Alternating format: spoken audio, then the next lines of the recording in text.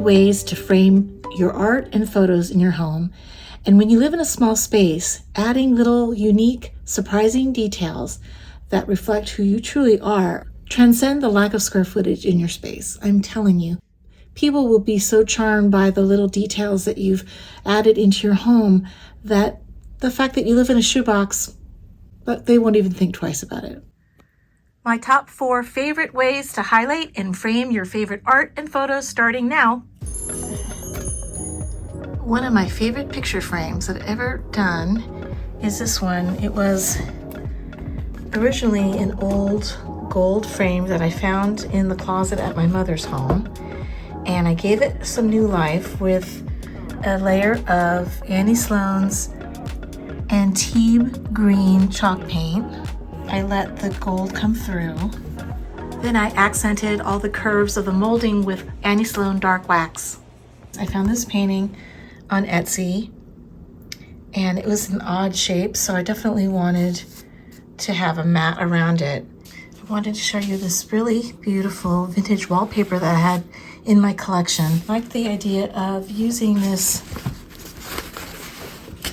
beautiful vintage wallpaper and used it to cover the front mat for this painting.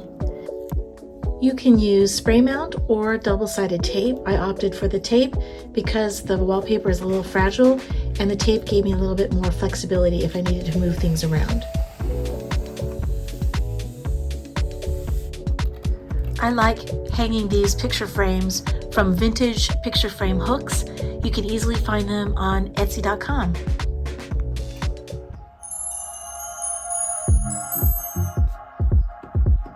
Okay, here we are in my guest's bedroom, and you see I have a lot of framed art, flea market art.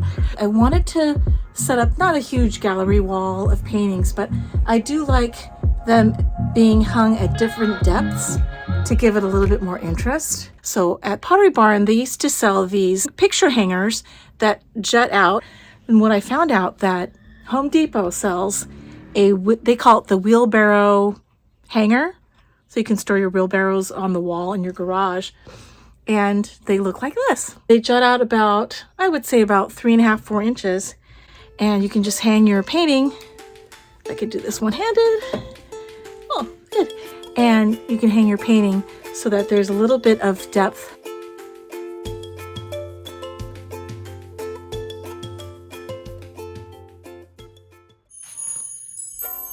Heading into my bedroom, I created a fabric paneled screen to buffer some of the noise from my neighbor, part of small space living. And here's a great tip.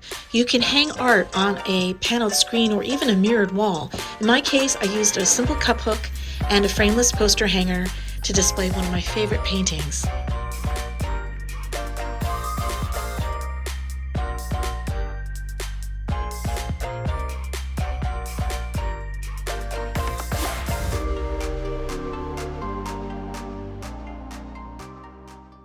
Here's a way to add an interactive feature to any family photograph. Here's a photograph of my family in Korea, and I added these inexpensive magnifying loops just screwed into the side of the frame to create an interactive feature that would magnify parts of a photograph. The magnifying loops draw the eye into the photo, and it's a sweet way of honoring the people that are featured in this photo. Thanks so much for visiting me here at Nutshell Living. Like, comment, subscribe. I'd love to hear from you. All right, see you next time for more small space tips and tricks. Bye.